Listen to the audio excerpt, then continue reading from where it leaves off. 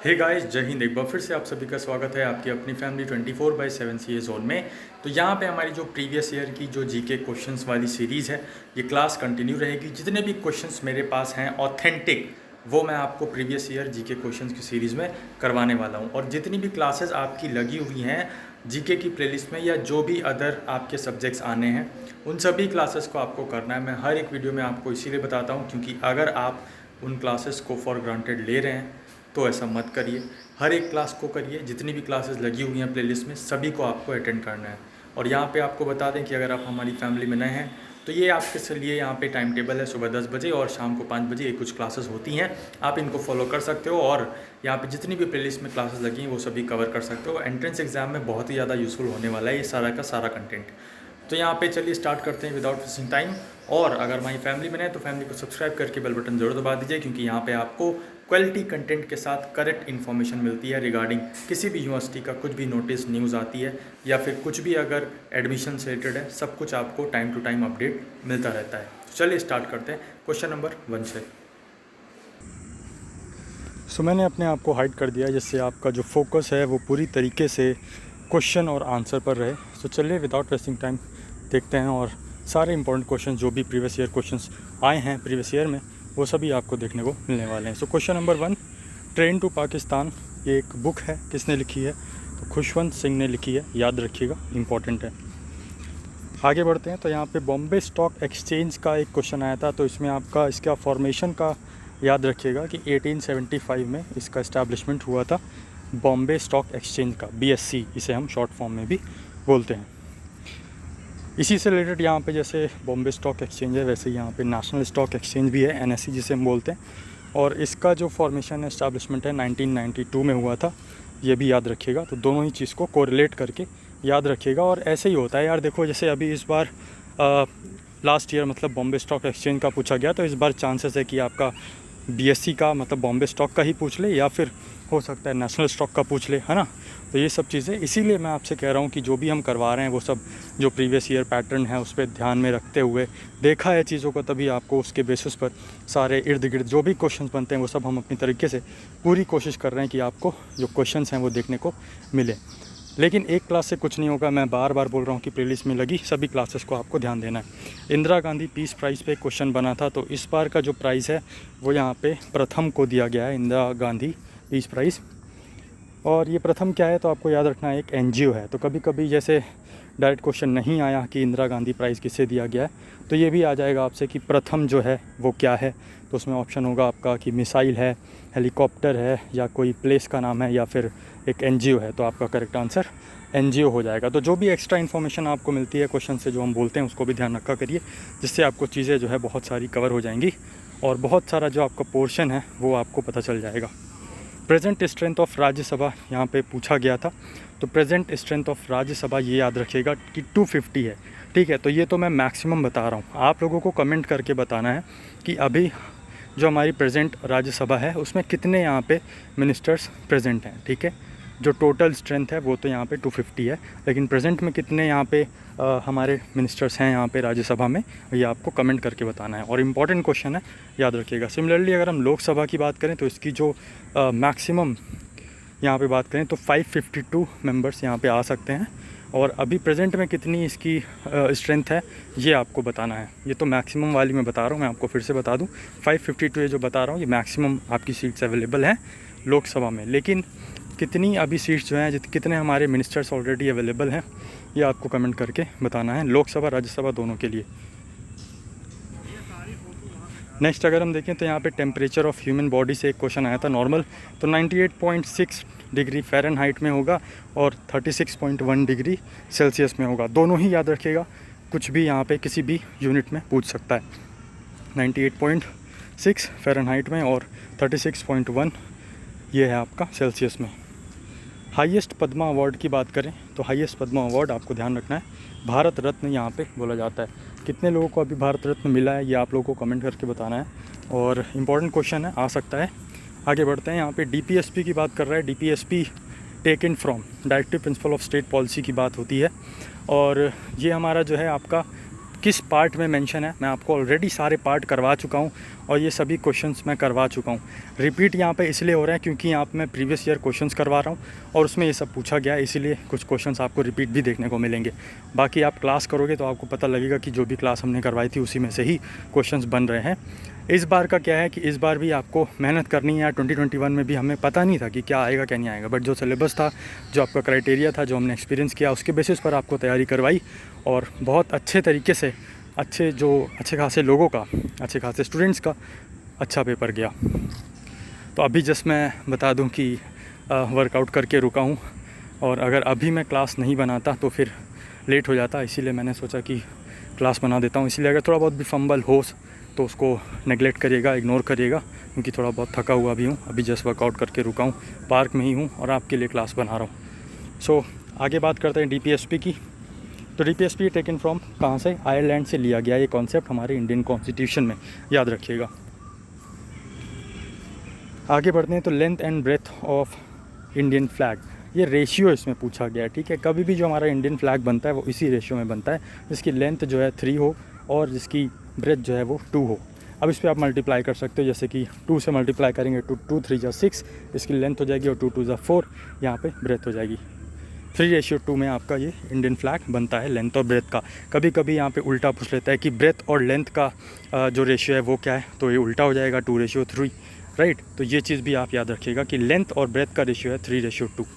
अगर इन्वर्स करके पूछेगा तो आपको इन्वर्स करके ही आंसर देना है।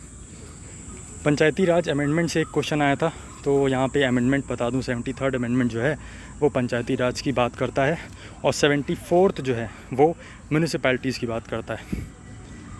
1992 में 73rd अमेंडमेंट हुआ था जो कि यहाँ पे पंचायती राज अमेंडमेंट से रिलेटेड था। आगे बात करते हैं, फर्स्ट टाइम यहाँ पे नेशनल एंथम संग किया गया कहाँ पर? तो ध्यान रखना है आपको, 1911 का वो जो कोलकाता का सेशन था कांग्रेस का, वहाँ पे ये आपका संग किया गया था नेशनल एंथम। तो ये भी याद रखना है, इंपॉर्टेंट क्वेश्चन है। और नेशनल सॉन्ग कब संग किया गया था ये भी ध्यान रखना है, ठीक है। मैं आपको आने वाले दिनों में क्वेश्चंस में करवा दूंगा और अगर आपने पिछले हमारी क्लासेस की होंगी तो वहाँ पे भी आपको ये सब क्वेश्चन देखने को मिले होंगे। आगे बढ़ते हैं, गद्य साहित्य का देवता किसे बोला जाता है? तो गद्य साहित्य का जो देवता है वो आपको माखनलाल चतुर्वेदी जी को बोला जाता है। उपन्यास का सम्राट, तो उपन्यास का सम्राट किसे बोला जाता है? तो यहाँ पे प्रेमचंद जी को उपन्यास का सम्राट बोला जाता है। जो यहाँ पे BA के स्टूडेंट्स हैं, हिंदी आनी है तो आप लोग को फ़ायदा हो रहा है, और जो यहाँ पे क्लास पहले से लीव कर चुके हैं तो उनका तो नुकसान होना ही होना है। वो तब जगेंगे जब उनकी डेट्स आ जाएंगी कि हाँ परसों से पेपर है या नरसों से पेपर है या आने वाले 1 हफ्ते में पेपर है, तब वो जगेंगे और तब तैयारी करेंगे। तो आप लोग उनसे बेटर हैं ऑफकोर्स, क्योंकि यहाँ पे आपका जो लगन है, जो आपका डेडिकेशन है वो दिख रहा है, क्योंकि आप पूरी क्लासेस कर रहे हो और अपनी जो तैयारी है उसको अच्छी तरीके से एक पॉलिश वे में प्रिपेयर कर रहे हो, जिससे आपको सब चीज़ें ईजी हो जाएंगी आने वाले समय में। तो यहाँ पे अगर हम बात करें वीर रस का स्थायी भाव क्या होता है, तो वीर रस का स्थायी भाव जो होता है वो होता है उत्साह, ठीक है, उत्साह। आगे बढ़ते हैं, बैटल ऑफ प्लेसे कब हुआ था? तो ध्यान रखना है, बैटल ऑफ प्लेसे हुआ था 1757 में। और बक्सर भी यहाँ पे पूछा जाता है, बैटल ऑफ बक्सर, तो वो भी आपको याद रखना है। 1764 में बैटल ऑफ बक्सर हुआ था और बैटल ऑफ प्लेसे जो है ये 1757 में हुआ था। दोनों में ही कन्फ्यूजन होता है, लेकिन आप याद रखिएगा कि यहाँ पे P से प्लेसे और P से 5 भी बोलते हैं, तो 57 यहाँ पे इस तरीके से आप कुछ रिलेट करके याद करेंगे तो आपका जो कन्फ्यूजन है वो नहीं रहेगा और आपको करेक्ट इन्फॉर्मेशन पता रहेगी। तो प्लेसे जो है वो 57 आपका याद रखना है, 1757, और बक्सर 1764 में। अकबर का टाइम पीरियड यहाँ पे पूछा गया था, तो अकबर का टाइम पीरियड जो है वो आपको ध्यान रखना है 1556 से 1605, ठीक है। तो 1556 में एक घटना हुई थी, पानीपत का युद्ध हुआ था। कौन सा युद्ध हुआ था और किसके किसके बीच हुआ था ये भी याद रखिएगा। जो तीनों युद्ध हैं पानीपत के, तीनों युद्ध को पढ़िए, देखिए और कमेंट बॉक्स में कमेंट करके बताइए। जो भी चीज़ें आपसे पूछी जा रही हैं वो ऐसे ही नहीं पूछी जा रही हैं, कहीं ना कहीं रिलेटेड हैं, कुछ ना कुछ इंटेंशंस हैं, कुछ ना कुछ आपके जो एंट्रेंस एग्ज़ाम के पर्पज़ से इंपॉर्टेंट चीज़ें हैं वही आपसे मैं पूछता हूँ। बाकी ऐसा नहीं है कि बस कमेंट के लिए पूछता हूँ, ठीक है, ऐसा बिल्कुल नहीं है। आगे बढ़ते हैं, नेक्स्ट हमारा जो क्वेश्चन है, where was ploughed field found first in Indus valley civilisation? Indus valley civilisation में फर्स्ट टाइम जो प्लग फील्ड थी, जुती हुई खेत की बात करें तो वो कहाँ पाई गई थी? कालीबंगन में पाई गई थी, ठीक है। कहाँ पे? कालीबंगन में। आगे बढ़ते हैं, मृतकों का टीला, मृतकों का टीला किसे कहा जाता है? तो मृतकों का टीला यहाँ पे बात करें तो मोहनजोदड़ो को मृतकों का टीला कहा जाता है। यार ये सब क्वेश्चंस करवाए थे। हिस्ट्री की मैराथन पढ़ी हुई है, सोशोलॉजी की मैराथन पढ़ी हुई है, सिविक्स की मैराथन पढ़ी हुई है, पॉलिटिक्स की जो पॉलिटी है उसकी मैराथन पढ़ी हुई है। सब चीज़ें आप देखो यार, कवर करो, और फिर अगर आप लगन से कवर करोगे ना, मतलब आपको सब चीज़ें ईजी हो जाएंगी। बट वो चीज़ है कि आप उसको एक बार ये नहीं कि हाँ आपने एक क्लास की और फिर भूल गए। क्लास करिए, उसके बाद रिवीजन भी करिए, तभी आपके दिमाग में चीज़ें रहेंगी और जब एग्ज़ाम होगा तभी आपको वहाँ पे कन्फ्यूजन नहीं होगा। ओके, तो आगे बढ़ते हैं। नेक्स्ट हमारा जो क्वेश्चन है, who had gone to Iran after being defeated from Sher Shah Suri. तो शेर शाह सूरी से जो यहाँ पे हारने के बाद कौन ईरान चला गया था। ठीक है, तो थोड़ा सा इंपॉर्टेंट क्वेश्चन है, आपको लग रहा होगा कि अरे ये पूछा गया था। तो येस माय डियर, ये पूछा गया था। इसका जो करेक्ट आंसर अगर हम बात करें तो हुमायूं आपका करेक्ट आंसर हो जाएगा। आगे यहाँ पे देखें तो when did the Bengal Diwani was given. तो बंगाल जो दीवानी थी वो कब दे दी गई थी, ये इसका ईयर भी आपको याद रखना इंपॉर्टेंट है, 1765 में। और किसे दी गई थी, तो शाह आलम जो सेकंड थे उनको ये वहाँ पे दिया गया था। नेक्स्ट क्वेश्चन की बात करें तो यहाँ पे विजयनगर एम्पायर का प्रमुख चीफ की बात की जा रही है। तो विजयनगर एम्पायर के जो चीफ हैं वो कौन थे, ठीक है, मुख्य राजा। तो आगे हम बात करें तो यहाँ पे जो इम्पोर्टेंट आपका क्वेश्चन बन रहा है यहाँ से, कृष्णदेव राय यहाँ पे इम्पॉर्टेंट है, याद रखिएगा। विजयनगर साम्राज्य, कृष्णदेव राय का नाम बहुत बार आता है, याद रखिएगा। प्रमुख जो हैं वो कौन है, कृष्णदेव राय। आगे बढ़ते हैं, यहाँ पे आपको आंसर पहले ही पता चल गया, कोई नहीं। सो यहाँ पे बात करें अशोका का जो स्क्रिप्चर्स हैं, अशोका के जो स्क्रिप्चर्स हैं उनकी लैंग्वेज क्या है। तो आपके सामने कई सारे ऑप्शन आ सकते हैं, हिंदी, इंग्लिश, पाली, प्राकृत, है ना। तो याद रखना है जो यहाँ पे प्राकृत है वो आपका करेक्ट आंसर होने वाला है। Prakrit is the right answer for Ashoka scriptures language. जो अशोका के स्क्रिप्चर हैं वो किस लैंग्वेज में है, तो प्राकृत लैंग्वेज में है। आगे बढ़ते हैं, बुद्धा अटेन्स ज्ञान। बुद्धा ने जो है ज्ञान की प्राप्ति कहाँ की थी। बुद्धा से रिलेटेड भी जो भी फैक्ट्स हैं, इंपॉर्टेंट चीज़ें हैं, सब कुछ पूरा मतलब A to Z सब कुछ बता चुका हूँ, करवा चुका हूँ। आपने देखी वो चीज़, नहीं देखी ये तो आप जानो, बट जिसने देखी है तो डियर फ़ायदा तो ज़रूर होगा आपको कहीं ना कहीं, ठीक है।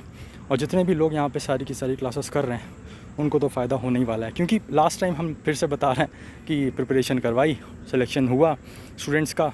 इस बार भी वही कोशिश है। हमको जो पता है वो ये कि अगर हम मेहनत करेंगे तो सब कुछ हो सकता है। हम अपनी पूरी लगन से, पूरी शिद्दत से आपके लिए मेहनत कर रहे हैं। और आप लोग को भले ही मजाक लगे या लगे कि सिर्फ मतलब वीडियोस के लिए जस्ट फॉर यूट्यूब ऐसे ही बस मैं बनाता जा रहा हूँ कुछ भी, बट ऐसा नहीं है। डेडिकेशन, फुल डेडिकेशन के साथ यार मैं काम कर रहा हूँ और आपके लिए काम कर रहा हूँ। ऐसे काम कर रहा हूँ कि जैसे मेरा खुद का पेपर हो और मैं खुद बैठने वाला हूँ पेपर में। तो इसीलिए आप सबको वो चीज़ बता रहा हूँ जो मैं खुद फॉलो करता। बहरहाल ये तो आपकी मर्ज़ी है कि आपको क्या फ़ॉलो करना है, क्या नहीं फ़ॉलो करना है, और आप समझदार तो हुई। बाकी मेरा काम है कि आपको एक बड़े भाई, और अगर आप सर मानते हो या भाई मानते हो, जो भी मानते हो, आपको एक फैमिली मेम्बर की तरह समझा रहा हूँ कि जितना भी पढ़िए उसको रिवाइज़ ज़रूर करिए और सब कुछ पढ़िए। किसी भी एक सब्जेक्ट को मत छोड़िए। यहाँ पे जो भी आपको चीज़ें दी जा रही हैं वो ये कि आपको 360 डिग्री सारे का सारा सब्जेक्ट आपको कवर करना है, हर एक पोर्शन कवर करना है। और कोई भी पोर्शन बहुत ज़्यादा टफ़ नहीं है, क्योंकि एंट्रेंस लेवल का यहाँ पे आपका एग्ज़ाम है, कोई यहाँ पे जॉब के पर्पज़ से नहीं है, एंट्रेंस के पर्पज़ से है। तो उतना ज़्यादा हार्ड लेवल भी नहीं आएगा, बट हाँ अगर आप नहीं पढ़ोगे तो वही चीज़ आपको हार्ड लगेगी। बहरहाल आगे बढ़ते हैं। बुद्धा अटेन्स ज्ञान एट। तो बुद्धा ने ज्ञान की प्राप्ति कहाँ की थी, तो बोध गया एक प्लेस है, बोधि ट्री के नीचे बोध गया, यहाँ पे ज्ञान की प्राप्ति की थी बुद्धा जी ने। व्हेन वॉज सिपाही म्यूटिनी ऑफ मेरठ हेल्ड। तो जो सिपाही म्यूटिनी था ये कब हुआ था मेरठ में, ध्यान रखना है आपको। इसका ईयर इंपॉर्टेंट है, 1857, 10 मई इसकी डेट है, याद रखिएगा। आगे बात करते हैं oldest mountain range of the world. तो इसका करेक्ट आंसर हो जाएगा आपका Aravalli ranges. Most important question है, और माउंटेन से यहाँ पे जब भी क्वेश्चन बनता है तो ये क्वेश्चन बार बार पूछा जाता है। Oldest mountain range of the world, तो अरावली रेंजेस आपको याद रखना है। आगे बात करते हैं तो डेंसिटी ऑफ अर्थ आपसे पूछी गई थी last year, density of earth. तो ग्राम में अगर हम देखेंगे तो 5.5 ग्राम पर सेंटीमीटर क्यूब इसका करेक्ट आंसर बनेगा। बट अगर वहीं किलोग्राम में देखेंगे तो किलोग्राम में आपको याद रखना है 551 kg, ठीक है, 5515 kg में। और सेंटीमीटर में, ग्राम में बात करें तो 5.5 ग्राम पर सेंटीमीटर क्यूब। आगे बढ़ते हैं। Below what level of the earth solid become liquid. तो यहाँ पे अर्थ के नीचे ऐसा कौन सा लेवल है जहाँ पे जो हमारा सॉलिड है, हम सॉलिड फॉर्म में रह रहे हैं, बट ऐसा कौन सा लेवल है जहाँ पे उसके बाद जाने के बाद आपका वो जो सॉलिड है वो ख़त्म हो जाता है और लिक्विड में कन्वर्ट हो जाता है। तो जो आउटर कोर है, ठीक है, अर्थ क्रस्ट का जो आउटर कोर है and inner mantle are liquid. जो आउटर कोर है और जो मेंटल का इनर पार्ट है ना, वो दोनों ही आपका लिक्विड में आ जाएगा, सॉलिड से वहाँ पे लिक्विड में चेंज हो जाता है। आगे बात करें तो in which layer of atmosphere all weather activities take place. कौन सी ऐसी लेयर, आप सभी को पता है कि डिफरेंट टाइप्स ऑफ लेयर्स हमारे एटमॉस्फेयर में अवेलेबल हैं, बट ऐसी कौन सी लेयर है जहाँ पे आपका जो एटमॉस्फेयर है वो एग्जिस्ट करता है, ठीक है। जहाँ पे हम बात करें तो एरोप्लेन्स जो है वो उड़ सकते हैं। तो ट्रोपोस्फेयर यहाँ पे आपको ध्यान रखना है, एटमॉस्फेयर कहाँ पे एग्जिस्ट करता है, जहाँ पे वेदर एक्टिविटीज़ होती हैं, वो है आपका ट्रोपोस्फेयर। और एक क्वेश्चन आपका बनता है जहाँ पे आपसे पूछा जाता है कि ओजोन जो लेयर है उसको रिस्ट्रिक्ट कौन करता है कि ताकि वो अर्थ पे ना आ सके, तो वो जो है आपका स्ट्रेटोस्फेयर है। ये भी बहुत ज़्यादा पूछा जाने वाले क्वेश्चन है। स्ट्रेटोस्फेयर तब होगा जब आपसे इससे पूछा जाएगा कि ऐसी कौन सी लेयर है जो अर्थ पर ओजोन को आने से रोकती है, तब आपका स्ट्रेटोस्फेयर आंसर बनेगा, ठीक है। आगे बढ़ते हैं। मेटामॉर्फिक रॉक से पूछा गया था, आई थिंक कि कुछ यहाँ पे रॉक दिए गए थे आपको, पत्थरों के नाम, और पूछा गया था कि इसमें मेटामॉर्फिक रॉक का एग्जाम्पल कौन सा होने वाला है। तो ये रॉक से रिलेटेड भी मैंने क्वेश्चंस ऑलरेडी करवा रखे हैं, अगर आपने वो किया होता सेशन तो आपको चीज़ें क्लियर रहती। अगर नहीं किया तो आप कर लीजिएगा, अभी भी बहुत टाइम है, ठीक है।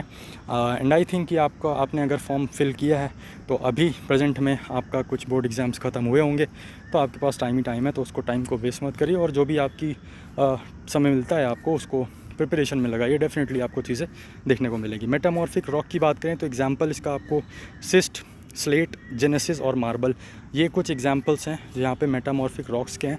इतने एग्जांपल्स अगर आप याद रखोगे, यही इसी में से पूछ लिया जाता है।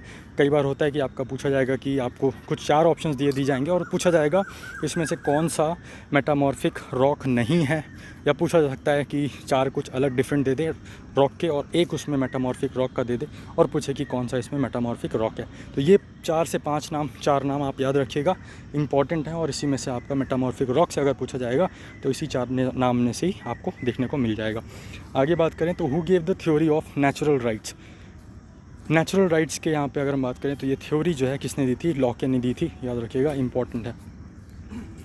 और नेचुरल राइट्स जो थ्योरी है वो क्या इंडिकेट करती है, तो ये इंडिकेट करती है कि not dependent on the law और customs of any particular culture और गवर्नमेंट।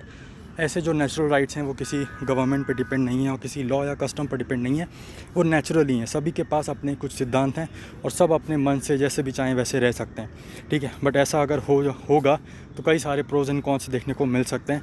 तो कहीं अब जैसी जाहिर सी बात है कि कुछ एक चीज़ होती है तो उसके प्लस पॉइंट्स और नेगेटिव पॉइंट्स दोनों ही होते हैं। बट यहाँ पे जो नेचुरल राइट्स का सिद्धांत है वो यही कहता है कि यहाँ पे कुछ भी डिपेंडेंट नहीं होगा, सब फ्री हैं, लिबर्टी है आपके पास फ्रीडम है, और जो भी यहाँ पे आपके पास राइट्स हैं वो नेचुरली अवेलेबल हैं, कोई भी ऐसा जो है आपके पास बाउंडेशन नहीं है। आगे बात करते हैं, which dynasty was named on based on women. So ये जो क्वेश्चन है वो आपको कमेंट करके बताना है। इसका मैं आंसर अभी के लिए नहीं बता रहा हूँ, बाद में बता दूंगा, लेकिन आपको कमेंट करके बताना है। एंड आई होप सो कि आपको जो क्वेश्चंस हैं वो पसंद आ रहे होंगे, और जो आप तैयारी कर रहे हो उसको आपको अब करने में और मज़ा आएगी, क्योंकि आपको पता चल रहा है कि हाँ चीज़ें कैसे कैसे कहाँ से पूछी जा रही हैं, और हमारे थ्रू आपको कौन सी क्लासेस मिलती हैं, क्या क्या क्वेश्चन करवाए जाते हैं, तो उससे आपको और भी बिलीव बन रहा होगा। मैंने सोचा कि आपको यहाँ पर एक बार अगर हम प्रीवियस ईयर क्वेश्चन दिखा देते हैं तो आपको चीज़ें और ज़्यादा समझ में आएंगी और आप और बेहतरीन तरीके से तैयारी यहाँ पे करोगे। तो हल्के में मत लीजिए और ना ही भारी में लीजिए, बस मेहनत करिए। मेहनत करेंगे तो डेफिनेटली आपकी जो चीज़ें हैं वो आपके फेवर में ही होंगी। आज की क्लास में बस इतना ही, मिलते हैं नेक्स्ट क्लास में कुछ अदर इंपॉर्टेंट क्वेश्चंस के साथ। अभी भी प्रीवियस ईयर क्वेश्चंस मेरे पास हैं, वो मैं आपको करवाऊँगा, धीरे धीरे करवा रहा हूँ ताकि आपको भी चीज़ें समझ में आती रहें और आप भी रिवाइज़ करते रहो। जय हिंद, जय भारत। और इससे पहले वाली अगर आपने नहीं देखी है वीडियो तो वो भी ज़रूर देख लीजिएगा।